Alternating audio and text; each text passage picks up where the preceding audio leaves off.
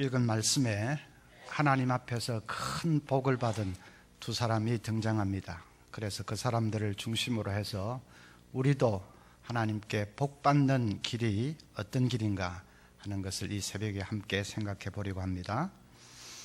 자, 먼저 오벳에돔이 등장합니다. 성경을 좀 열심히 읽지 않으신 분은 이 오벳에돔이라는 이름이 아마 생소하게 들릴지 모르겠습니다. 그래도 이제 이 이름을 여러분 꼭 기억을 하셔야 됩니다. 오벳에돔. 적어도 여러분이 복 받기를 원하신다면 이 이름을 잊지 말고 꼭 기억을 하시기를 바랍니다. 오벳에돔은 하나님 앞에서 넘치는 복을 받은 사람입니다. 만약에 그가 지금 이 자리에 있다면 저 같은 사람이 설교를 할 것이 아니라 오벳에돔이 나서서 자기가 실제로 복받은 그 비결을 아마 몇 날 며칠이고 간증을 했을 것이고, 여러분은 숨도 제대로 쉬지 못하고 그의 말을 귀담아 들었을 것입니다. 오늘 오벳에돔으로부터 직접 우리가 간증을 들을 수는 없지만은 이 말씀에 기록된 것을 잘 살펴보면서 그가 어떻게 해서 하나님께 큰 복을 받았는지 그것을 좀 깊이 묵상을 해야 되겠습니다. 오벳에돔은 출신은 무슨 대단한 그런 출신은 아닙니다. 그냥 제사장 가문에 속한 평범한 사람입니다. 나중에 다윗이 성소를 지었을 때에 그 성소의 문지기 역할을 맡았다 했습니다. 성소를 지키는 문지기, 관리인 뭐 그런 것이 대단한 직분은 아니지요. 그냥 평범한 그런 직분이지요. 그런데 오벳에돔은 넘치는 복을 받았습니다. 그 비결이 무엇일까? 11절을 보면 여호와의 궤가 가드 사람 오벳에돔의 집에 석 달을 있었는데 여호와께서 오벳에돔과 그의 온 집에 복을 주시니라. 그대로 나와 있지요. 여호와의 궤를 잘 모셔서 복을 받았구나. 예, 그렇습니다. 여호와의 궤 또는 언약궤라고도 하고 법궤라고도 하는 그 여호와의 궤를 잘 모셔서 복을 받았습니다. 그런데 한 가지 문제가 있습니다. 여호와의 궤가 오벳에돔의 집에 오기 전에는 아비나답이라는 사람의 집에 있었습니다. 그런데 아비나답은 복 받았다는 말을 눈을 씻고 보아도 찾아볼 수가 없습니다. 사무엘상 7장 1절부터 보면 여호와의 궤가 아비나답의 집에 20년을 있었다 했는데 그 기록된 때까지가 20년이고 그 이후에 경과한 시간까지 계산하면 모두 40년을 아비나답의 집에 있었습니다. 그런데도 아비나답이 복을 받았다는 말은 찾아볼 수가 없습니다. 여호와의 궤를 집에 잘 모셔서 복을 받는다면 석 달을 모신 오벳에돔보다는 40년을 모신 아비나답이 복을 받아도 한참 더 받아야 되지 않겠습니까? 그런데 복은 아비나답이 아니라 엉뚱하게 오벳에돔의 집에 임했습니다. 오벳에돔이 얼마나 복을 받았느냐? 역사가 요세푸스는 기록을 하기를 법궤가 오벳에돔의 집에 들어갈 때는 그 집이 마을에서 제일 가난했으나 그 집을 나올 때는 그 집은 마을에서 가장 부유한 집이 되어 있었다. 그렇게 기록을 했습니다. 역대상 26장을 보면 오벳에돔의 후손들이 쭉 나오는데 모두 62명이 나오는데 그 중에는 큰 용사도 있고 다스리는 자도 있고 전부가 자기 직무를 잘 훌륭하게 감당하는 그런 탁월한 인물들이 되었습니다. 자녀들이 다 형통하고 잘 됐다는 말입니다. 그런데 아비나답은 보십시오. 자녀들이 잘 되기는커녕 그 아들 중에 우사라는 아들이 있는데 그 아들이 여호와의 궤를 운반하다가 손을 잘못 떼어서 그 자리에서 죽고 말았습니다. 복 받기는커녕 무서운 일을 당하고 말았습니다. 오벳에돔과 아비나답이 왜 그렇게 정반대의 길을 가게 되었을까? 여러분, 여호와의 궤가 무엇입니까? 그건 한마디로 말하면 여호와 하나님의 임재를 상징하는 것입니다. 하나님이 여기 임하고 계신다 하는 하나님의 임재를 나타내는 것입니다. 출애굽기 25장 22절 보면 이 여호와의 궤 앞에서 내가 너와 만나고 내가 이스라엘 자손을 위하여 네게 명령할 모든 일을 네게 이루리라. 여호와의 궤는 여호와 하나님의 임재 앞에 나아가 하나님을 만나는 그런 장소입니다. 또 하나님 앞에 나아가서 거룩한 하나님의 음성을 듣는 그런 장소입니다. 그러니까 여호와의 궤를 가정에 모셨다 하는 것은 이제 가정에서 하나님의 거룩한 임재를 대하면서 그 앞에서 하나님의 음성을 들으면서 하나님과 교통하게 되었다 하는 말이죠. 본래 여호와의 궤는 성소 중에서도 지성소 거기만 있는 것이고, 그래서 그 지성소는 대제사장이 1년에 한 번 들어갈 수 있는, 구약시대는 함부로 하나님의 임재 앞에 나아갈 수가 없었지 않습니까? 그런데 지금 이 여호와의 궤를 오베데돔이 자기 가정에 모셨다는 말은 이제 엄청난 일이지요. 가정에서 하나님의 임재를 모시고 살게 되었고, 하나님의 거룩한 음성을 들으며 하나님과 교통하며 살게 되었다는 말입니다. 그 하나님이 어떤 하나님이시죠? 시편 62편 2절에 보면 주는 나의 주님이시오니 주 밖에는 나의 복이 없나이다. 주 밖에는 복이 없다.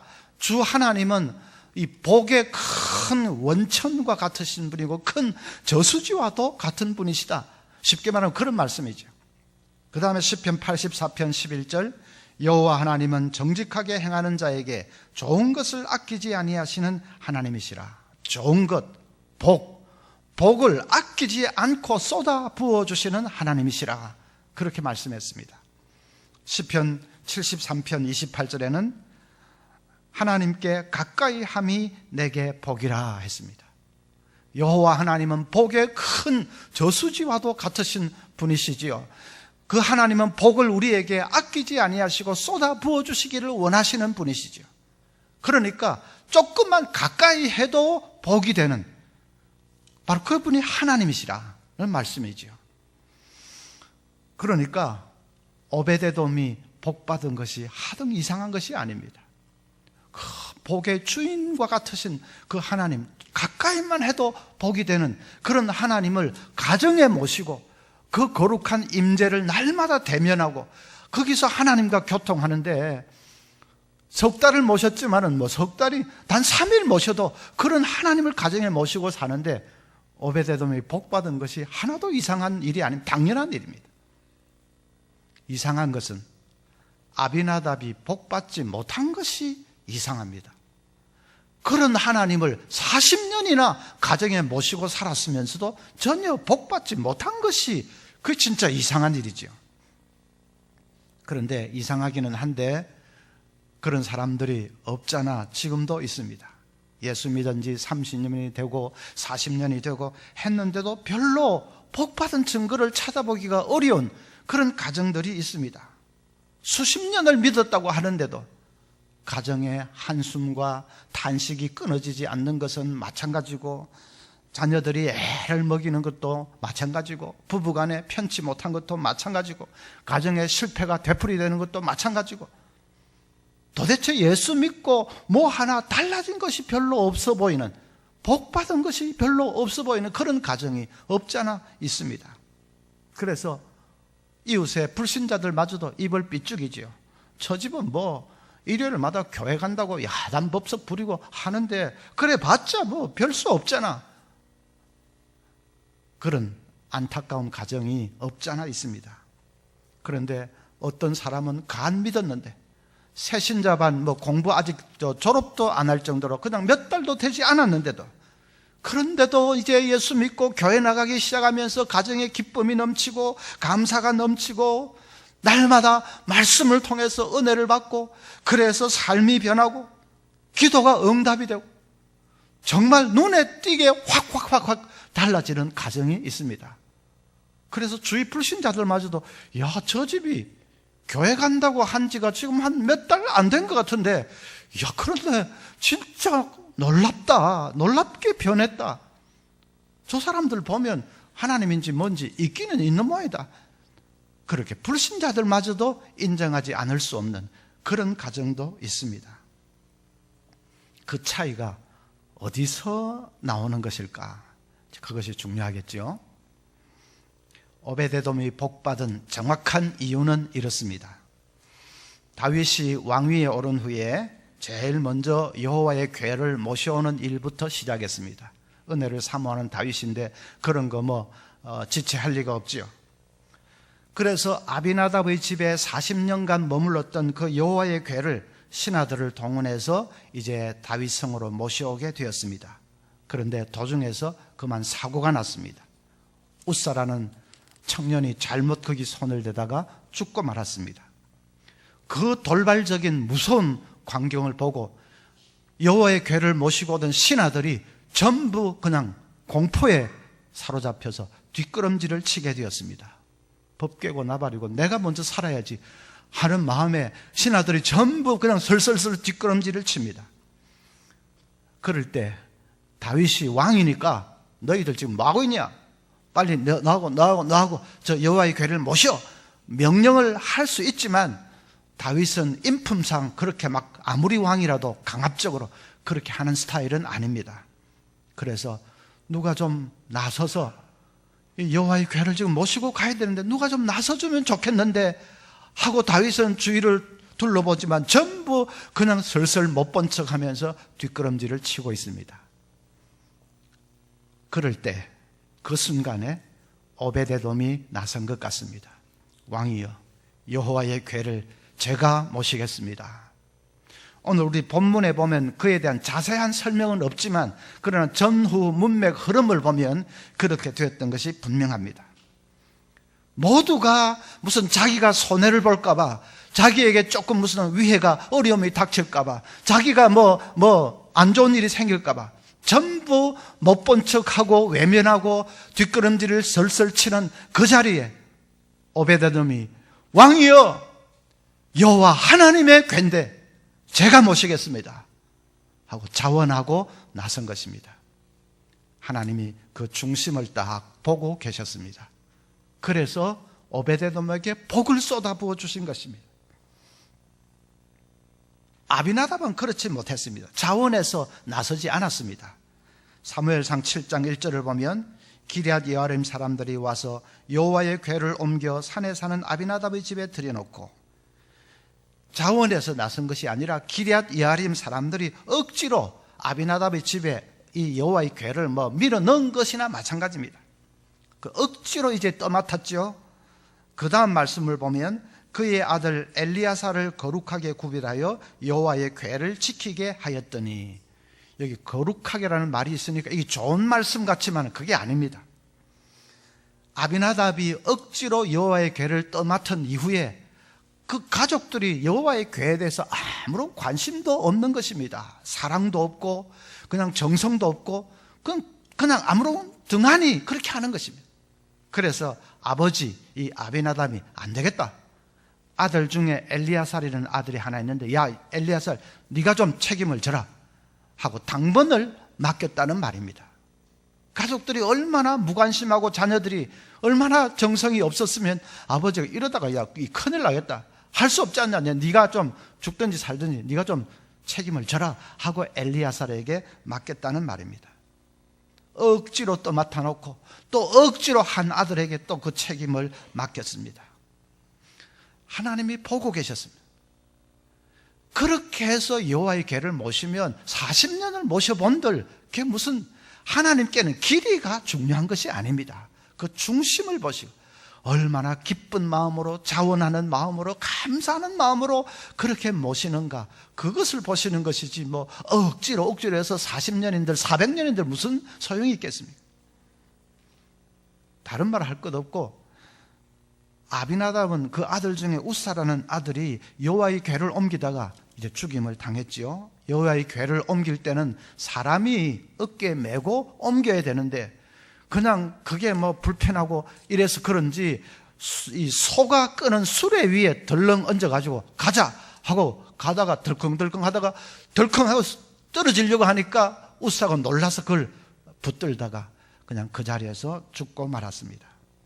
도대체 아비나답이라는 이 아버지가 이 자녀들에게 여호와의 궤를 모실 때는 어떻게 모셔야 되고 옮길 때는 어떻게 해야 되고 그거를 어떻게 한번 제대로 교육도 하지 않았는지 왜 그런 식으로 하다가 그런 무서운 일을 당하게 그렇게 하는 것입니까?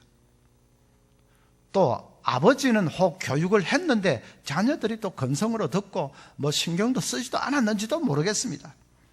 하여튼 이 신앙 교육을 어떻게 했는지, 그러니까 40년이 되어도 뭐 하나 제대로 되는 것이 없어서 그냥 나중에는 그런 무서운 일이 일어나고 말았죠. 그런데 오베네돔은 어떻습니까? 역대상 13장 14절 아주 중요한 한 구절 나옵니다. 여호와 하나님의 궤가 오베데돔의 집에서 그의 가족과 함께 석 달을 있으니라. 여기에 가족과 함께 석 달을 있었다 하는 말이 중요합니다. 오베데돔의 가족들은 여호와의 궤를 모셔놓고 그 여호와의 궤 앞에서 하나님과 교통하는 그 삶을 기쁨으로 감당했다는 것입니다. 아버지부터 엄마하고 그 다음에 무슨 장남 장녀 아이들 모두 제일 막내 꼬맹이에 이르기까지 온 가족이 가족과 함께 석 달을 있었다 했지 않습니까? 온 가족들이 여호와의 궤 앞에서 하나님을 예배하고 하나님 음성을 듣고 또 여호와의 궤를 정성껏 모시고 하는 일에 온 가족이 기쁨으로 자원해서 다 그렇게 동참을 했다는 것입니다. 하나님께서 복을 주시지 않을 수가 없는 거죠. 하나님 보실 때 얼마나 하나님 기뻐하셨겠습니까? 그래서 석 달은 얼마 긴 시간도 아니지만 그게 문제가 아니고 하나님이 그 가정에 넘치는 복을 쏟아 부어 주셨습니다. 여러분, 아비나답 같이 신앙생활을 하면 안 됩니다. 내가 얼마나 오래 믿었느냐, 3대째 믿는다, 내가 40년 믿는다, 그런 것이 중요한 것이 아닙니다. 아비나답 같은 사람이 우리 부평교회는 없겠지만 보면 종종 그런 사람이 있습니다. 억지로 끌려가듯이 신앙생활을 억지로 합니다. 체면 때문에. 뭐 우리 아버지가 중직자니까, 부모님, 어머니가 권사님이니까 그 체면 때문에, 또 내가 집사니까, 그래서 억지로 끌려가는 삶. 뭐 수요일 예배고 새벽 기도고 뭐 그런 건 아예 물 건너갔고, 주일 낮 예배 하나 지키는데도 그것도 막 주일이 왜 이렇게 빨리 다가오냐. 또 좀 조그마한 개척교회 같은 데는 또 그냥 성가대 봉사도 해야 되고 또 무슨 주방 봉사도 해야 되고 여러 가지 1인 2역 3역 해야 되죠. 그러니까 이 주일이 왜 이렇게 힘드냐, 왜 이렇게 빨리 오냐, 이거 사람 잡겠네, 이게 주일날이 아니라 죽일날이다, 죽일날. 그렇게 하면 1년 10년 신앙생활 한들 하나님이 그 짜증스러운 모습, 끌려가는 모습 마지못해서 봉사하는 거, 그걸 보시고 무슨 하나님이 복 주실 마음이 있으시겠느냐. 제 친구 목사님이 한 얘기인데, 자기 교회에 이 주일마다 목사님 설교를 녹화해가지고 이제 내보내는 방송실에서 그 일을 맡은 젊은 집사님이 계셨답니다. 한 번은 그 젊은 집사님이 목사님을 찾아와서, 목사님, 제가 그 방송 일을 도무지 못하겠습니다. 목사님이, 아이고 집사님이 잘 해왔는데 왜 그럽니까? 조금 더 봉사하십시오. 집사님이 완강하게 막 도무지 더 이상 못하겠다는 겁니다. 그럼 연말까지라도 좀 해보시죠 해도 막 도무지, 당장 다음 달부터라도 다른 사람 좀 해주시면 좋겠습니다. 너무 완강하게 그렇게 해서 목사님이 계속 그렇게 하는 건 좀 무리겠다 싶어서, 그래 사실은 좀 힘들지요. 한 줄도 빠지면 안 되고 또 딱 이 타이밍 다 기다렸다가 설교 시작하면 탁 녹화를 시작해서 끝나면 또 딱 끝나고 해야 되니까 굉장히 뭐 신경도 많이 써야 되고 힘들겠지요. 그 집사님 그동안 수고 많았습니다. 정 그러시면 제가 다른 사람을 한번 물색을 해보겠습니다 했습니다. 그런데 한 달쯤 지났는데 교회 안에 이상한 소문이 돌기 시작하는데, 목사님이 그 방송을 하는 그 집사님을 싫어해가지고 못하게 했다, 그렇게 말이 돌기 시작합니다. 완전히 반대입니다. 자기가 못하겠다 해서 했는데 말은 목사님이 그 사람을 싫어해가지고 하고 있던 일을 못하게 했다, 그런 식으로 소문이 퍼져갑니다. 뭐 목사님 귀에도 자연히 들어오는 거죠. 이상하다, 이거 완전 반대인데. 이제 조금 알아보니까 결국 그 말은 그 집사님 당사자에게서부터 처음에 그렇게 나온 말입니다. 목사님이 이상하다. 그 집사님이 말을 왜 그렇게 반대로 할까? 가만히 생각을 해보다가 깨달았습니다. 그 집사님이 나에게 와서 못하겠다 했을 때 그게 진심이 아니었구나. 본심이 아니었구나. 본심은 못하겠다고 하는 그 말은 목사님 저를 좀 알아주십시오 하는 말입니다.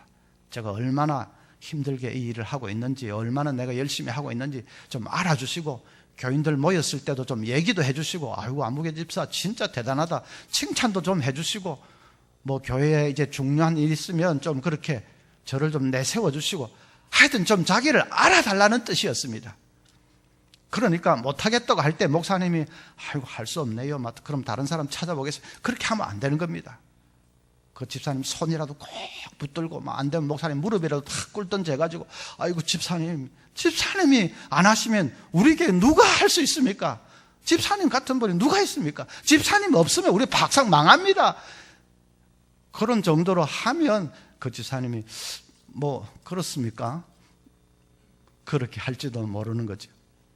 그래서 목사님이 내가 이 참 목회 경험이 부족해서 내가 실수를 했구나, 그렇게 얘기를 할 때도 저게 진심인지 아니면 다른 뭐 생각이 있는지 그걸 조금 내가 생각을 해봤어야 되는데, 내가 너무 그만 액면 그대로만 듣고 내가 그렇게 하다가 좀 실수를 했구나, 내가 목회 경험이 부족했구나. 그게 무슨 큰 문제는 아니었습니다. 그렇게 하다가 뭐 또 사실대로 또 교인들에게 알려지기도 하고 하니까 뭐 그 큰 문제는 아니었지만, 그래서 그 친구 목사님 그런 얘기를 저에게 해준 거 기억이 납니다. 여러분이 들으시기에도 그 집사님 그런 자세는 별로 바람직한 자세는 아니죠. 사람이 너무 복잡하면 별 좋지 않습니다. 복잡하면 말은 이렇게 하는데도 마음은 딴 게 있고, 뭐 저렇게 하는데도 또 다른 복순이 깔려 있고, 하나님의 일을 하면서 그런 것은 별로 좋지 않습니다. 진짜로 못하겠으면 못하겠다 하는 것이고, 할 수 있으면 하는 것이고, 그런 것이지 뭐 말은 이렇게 하면서 다 그런 복잡한 마음을 하나님 별로 좋아하시지 않을 겁니다.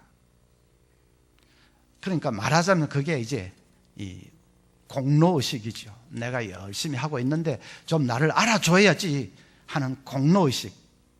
아비나답의 마인드가 그런 공로의식입니다. 내가 40년을 이렇게 법궤를 모셨는데 나 같은 사람 누가 있냐 하는 그 공로의식. 우리가 교회에서 봉사하고 섬길 때에 그 공로의식을 조심해야 됩니다. 나는 이 교회 개척할 때부터 있어서 나는 개척 공신이야. 이 교회 건축할 때에 내가 그냥 그때 연보를 막 헌금을 콱 해가지고 됐어. 그때 내가 그렇게 안 했으면 아마 엄두도 못 냈을걸. 내가 초창기 주일학교 부장 10년을 하면서 주일학교 기초를 놓았기 때문에 지금 이 정도 된 거야. 사람들이 잘 모르고 있는데 사실은 그랬던 거야. 공로의식. 그 공로의식에 사로잡혀 있으면 자꾸만 마음이 섭섭해집니다. 사람들이 나를 알아주지 않는 것 같습니다. 내가 과거에 수고한 만큼 내가 예우를 못 받고 있는 것 같습니다. 자꾸 새로운 사람들이 오고 하니까 내가 과거에 얼마나 봉사 많이 했는지 그걸 전부 몰라주는 것 같습니다. 자꾸 마음이 섭섭해집니다. 그렇게 마음이 섭섭해지면 가만히 있습니까? 가만 안 있습니다. 교회에 문제를 일으키기 시작합니다. 뭐 조금만 있어도 꼬투리를 잡아가지고 비판하고 부정하고, 마음이 지금 틀어져 있어요. 섭섭해 있으니까. 섭섭마귀 같은 것이죠. 마귀 중에서도 제일 무서운 놈이 섭섭마귀. 섭섭마귀 그거 한번 들면 못 말립니다. 모든 게 빼딱하게 보이고, 그냥 목사님 목회에 대해서 늘 발목을 잡는 것은 두말할 것도 없고, 교회 공동체 안에서 늘 이렇게 분란을 일으키고, 내 마음이 섭섭하니까 모든 게 제대로 안 보이는 거지요. 섭섭마귀. 그거는 그냥 교회 일을 잘 안 하고 농땡이 치는 사람들에게 잘 들지 않습니다. 열심히 과거에 일도 많이 하고 한 사람들이 잘못하면 인간적인 공로의식에 사로잡혀서 섭섭마귀가 노릴 수 있습니다. 그거 아니고 우리 오베데돔처럼 이 공로의식 반대는 뭐겠습니까? 은혜의식이죠. 은혜의식. 정말 모든 게 하나님의 은혜였습니다. 내가 석 달을 봉사했든지 40년을 봉사했든지 내가 한 것이 아니고 정말 하나님의 은혜였습니다. 하나님이 나를 은혜로 붙들어 주시 아니했다면, 성령이 나를 감동시켜 주지 않았다면 내가 뭐 거리를 쏘다니고 밤거리를 헤매고 다니지 어떻게 이 하나님의 집에서 봉사하면서 그렇게 지난 날을 살 수 있었겠습니까? 모든 것이 하나님의 은혜입니다 하는 은혜 의식으로 충만해야 됩니다. 그러면 뭐 모든 것이 다 감사하고 모든 것이 그냥 분에 넘치고, 그래서 무슨 일을 하나 맡더라도 기쁨으로 합니다. 열심히 합니다. 처음과 끝이 똑같습니다. 목사님들이 이 연말 연시가 되면 각 부서의 책임자들 임명을 하고 이렇게 해야 되는데, 그럴 때는 늘 좀 고심을 합니다. 조금 일이 많고 어려운 이런 부서는 누구를 도대체 맡길 수 있을까? 이 사람 했다가는 지난번처럼 그냥 도중에 그냥 못하겠다고 사표 획 던지고 그렇게 하지 않을까? 이 사람 해놓으면 괜히 말만 무성하지 않을까? 고심이 됩니다. 그러다가 어느 사람 한 사람, 이 집사님 맡겨놓으면 이분은 처음이나 끝이나 똑같던 분, 뭐 말하는 것이나 속이나 똑같은 분, 일단 기쁨으로 감당할 수 있는 분, 그런 분이 딱 발견이 되면 그냥 눈이 확 뜨이죠. 마음이 그냥 시원해지는 것 같습니다. 목사만 그렇겠습니까? 하나님께서도 그렇게 보시지 않겠습니까? 가정에 무슨 조그만 문제라도 생기면 그냥 목회자에게 쪼록 달려와서 목사님 이런 문제 있습니다 다 내어놓고 기도 부탁하고, 또 뭐 남에게 기도 부탁만 하고 자기는 그냥 탕치고 있는 것이 아니라 그냥 새벽마다 나와서 그냥 하나님 앞에서 해결받아야 될 줄 알고 눈물로 그렇게 매달리고, 그렇게 하나님 중심으로 살고 조그만 일 하나라도 하도 기쁨으로 봉사하고 최선을 다해서 하나님께서 그런 가정에 복을 쏟아 부어 주십니다. 그런 가정은 목사가 새벽에 교인들을 위해서 기도하려고 해도 제일 먼저 머리에 떠오릅니다. 그건 뭐 어쩔 수 없습니다. 하나님께서도 마찬가지. 자, 확실하게 하기 위해서 또 한 사람 복받은 사람 나오는데, 다윗입니다. 다윗은 오베데돔이 큰 복을 받았다 하는 얘기를 듣고는 자기도 이제 사모해서 그래서 여호와의 궤를 모셔오게 되었습니다. 그런데 여호와의 궤를 모셔오는 이 다윗의 태도를 한번 보십시오. 12절에 보면 기쁨으로 메고 왔다. 14절에는 힘을 다해 춤을 추면서 모시고 왔다. 15절에는 나팔을 불며 즐거이 찬송했다. 16절에 마치 어린아이같이 뛰놀며 춤을 추었다. 이제 여호와의 궤를 모시고 살게 된 것, 여호와의 임재 앞에서 살게 된 것 너무나 기쁘고 감사하고 감격스러워서 어린아이같이 팔쩍팔쩍 춤을 추며 그냥 뭐 노래하면서 그렇게 메고 왔다는 것이죠. 예배를 사모하는 다윗의 모습입니다. 이렇게 여호와의 궤를 모시는 것을 기뻐하는데 주일 지키고 하는 거 그거 뭐 등한히 했겠습니까? 그래서 주일 하나님 앞에 예배하고 하나님 앞에 나아가는 것에 최고의 가치를 두고 그것을 열정적으로 이렇게 하면서 예배 중심의 삶을 산 다윗의 모습을 보여줍니다. 하나님이 복을 주셨습니다. 그런데 그 아내 미갈하고는 아주 대조가 됩니다. 미갈, 다윗의 첫째 부인. 그런데 미갈은 16절을 보니까 심중에 저를 업신여기니라, 남편 다윗을 업신여겼다 하는 말입니다. 지금 막 기뻐 뛰면서 이렇게 여호와의 궤를 모시고 오는 남편의 모습을 창문으로 이렇게 내다보면서 업신여겼습니다. 저게 뭐야? 지금 백성들이 보고 있는데 왕이라는 사람이 채통도 없이 지금 뭐 하는 짓이냐?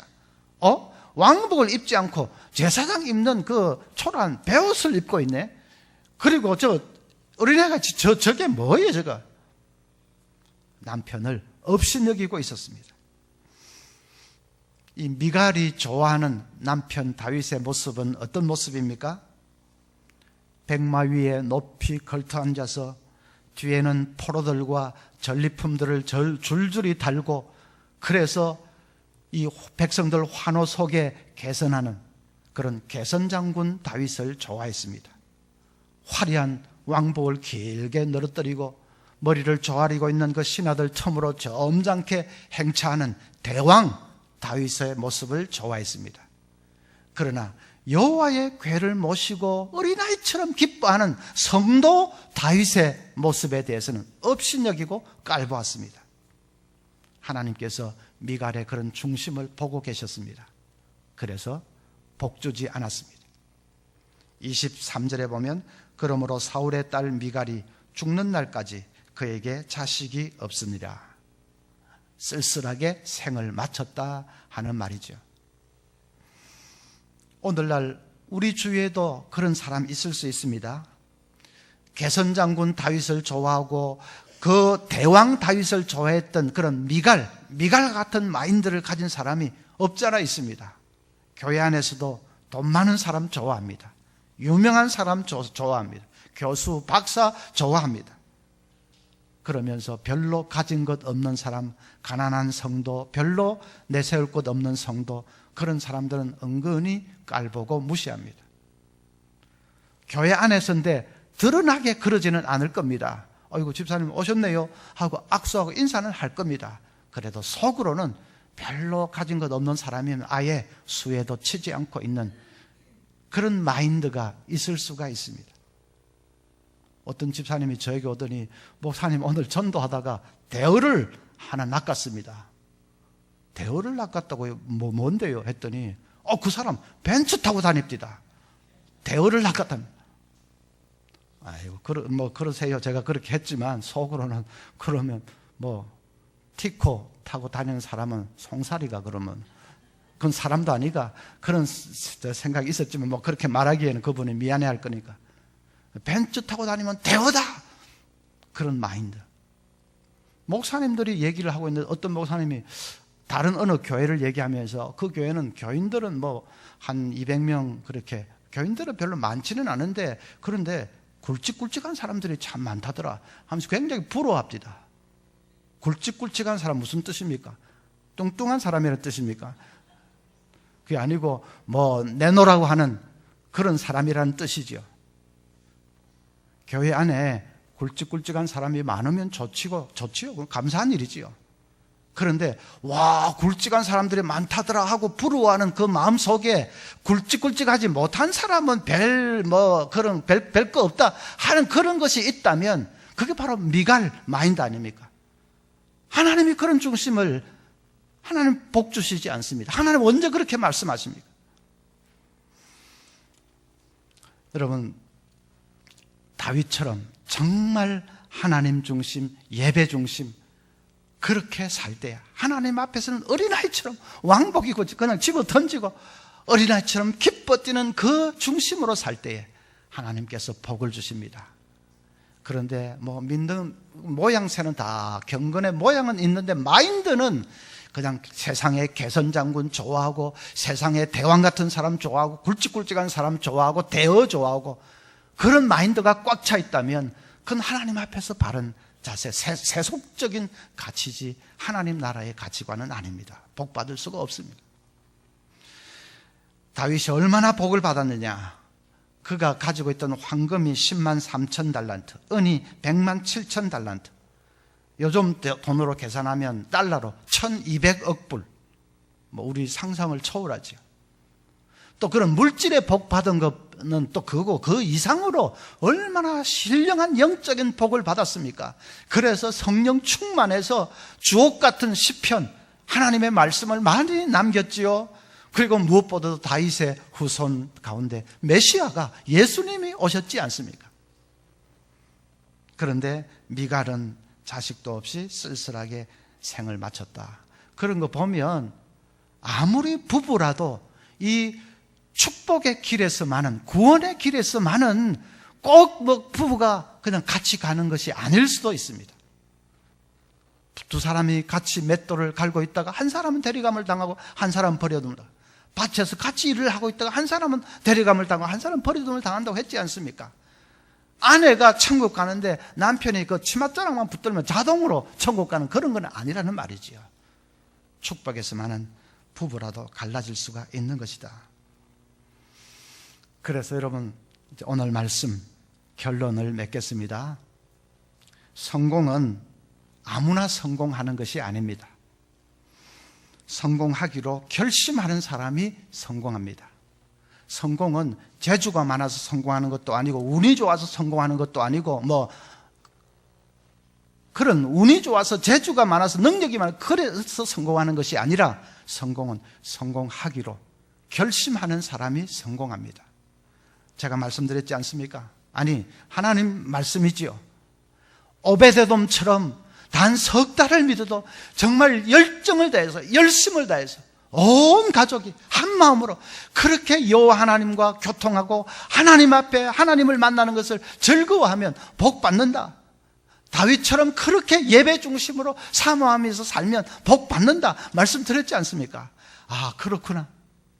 그렇다면 오늘부터 우리 가정도 오베데돔처럼 산다, 다윗처럼 산다, 그러시는 분들은 성공하기로 결심하는 분입니다. 그런 분들은 성공합니다. 실패는 아무나 실패하는 것이 아닙니다. 재수가 없어서 실패하는 거 아니고 IMF를 만나서 실패하는 것도 아니고, 실패는 실패하기로 결심하는 사람이 실패합니다. 제가 말씀드렸지 않습니까? 아비나답 같이 살면 복받지 못합니다. 40년을 믿어도 그런 식으로 미지근하게 그렇게 하면 복받지 못합니다. 그냥 공로의식에 꽉 차 있으면 복받지 못합니다. 말씀드렸지 않습니까? 미갈처럼 믿는 신용만 하면서 속은 완전히 세속적인 가치관으로 세상의 대왕 같은 사람, 개선장군 같은 그런 사람만 좋아하고, 믿음이 좋은 사람이 별로 가진 것 없을 때는 그런 사람 수혜도 치지 않고, 미갈 같은 그런 마인드로 살면 복받지 못합니다. 말씀드렸지 않습니까? 그런데도 아이고 그럴까? 그거야 목사들이 늘 하는 소리지. 아무리 그래 봐라, 나는 계속 내 식대로 간다. 그러는 사람은 실패하기로 결심하는 사람입니다. 그런 사람은 실패합니다. 축복의 갈림길이 우리 앞에 놓여 있습니다. 성공이냐 실패냐, 하나님 앞에 복 받는 삶이냐 그렇지 못한 삶이냐, 갈림길이 우리 앞에 있습니다. 이제 선택은 여러분들의 몫입니다. 저는 사랑하는 우리 부평교회 모든 성도님들이 정말 오베데돔처럼 다윗처럼 하나님의 손에 붙들려서 넘치는 복을 받고 살기를 간절히 원합니다. 여러분, 성공하기로 결심하시고 오늘 말씀을 꼭 붙드시고, 혹시 말씀 들으면서 조금 내가 이런 점은 고쳐야 되겠구나, 우리 가정에 이런 점은 조금 고쳐야 되겠구나, 그런 성령의 음성이 있으면 결코 가볍게 여기지 마십시오. 꼭 그 붙들고 고칠 거 있으면 고치고, 그래서 정말 우리 짧은 생애에 하나님 앞에서 넘치는 복을 받고 사는 그런 우리 모든 부평교회 성도님들 되시기를 간절히 소원합니다.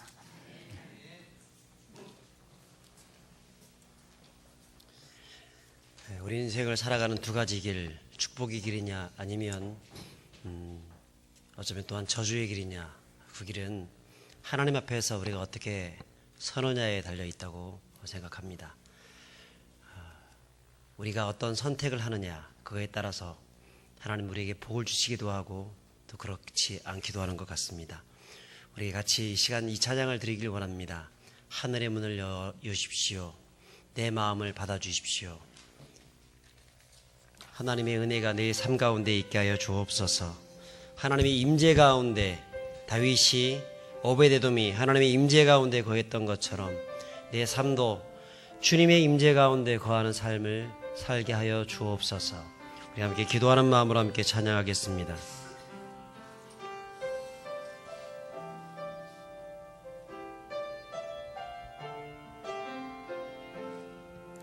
하늘의 문을 여소서. 하늘의 문을 여소서. 이곳을 주목하소서. 주를 향한 노래가 꺼지지 않으니 하늘을 열고 보소서. 이곳에 임재하소서. 주님을 기다립니다. 기도의 향기가